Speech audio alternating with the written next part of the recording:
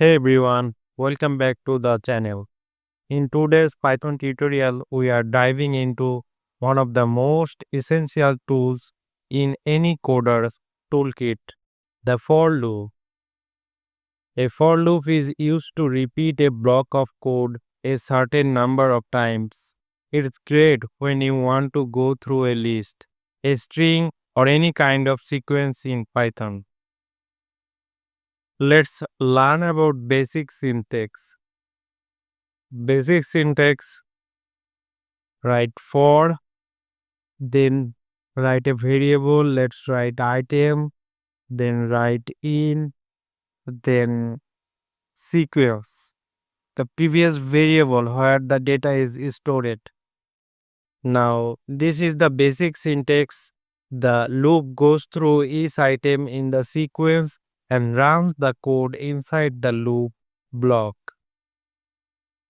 Let's say we have a list of fruits. Here how we can print each one. Let's write the variable name is fruits, fruits space equal third bracket, then apple, a double p l e, banana, d-a-n-a-n-a, comma, then cherry, c-a-c-r-r-y. Now for print, we write for space fruit. We take a variable fruit here for printing, then in, then a previous variable name which is fruits fruits, then print fruit. Let's save it, then run it. There is our output: apple, banana, and cherry. Simple, right? The variable fruit takes the value of each item in the list, one at a time. Now we use range. Now let's use the range function to loop through number. Write for space I. We take a variable I space in space range, first bracket 5, then colon, then print I. Let's save it and run it. There is our output. Our range 5 give us number from 0 to 4. Notice it does not include 5 itself.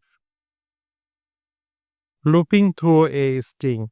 Let's learn about looping through a string. Let's take a variable word space. Then the value is stored in word is hello, ACLLO. Then we use loop for loop, for. Take a variable letter LETTER, then space IN, then space WORD, colon, then print letter. Then print it. Yes, you can loop through a string too, one character at a time. There is some warning I give you. Don't forget the colon at the end of for line, and make sure your code inside the loop is properly intended. Otherwise, you will get an error. If you found this video helpful, don't forget to like, subscribe, and hit the bell icon for more Python tutorials. Got questions? Drop them in comment below.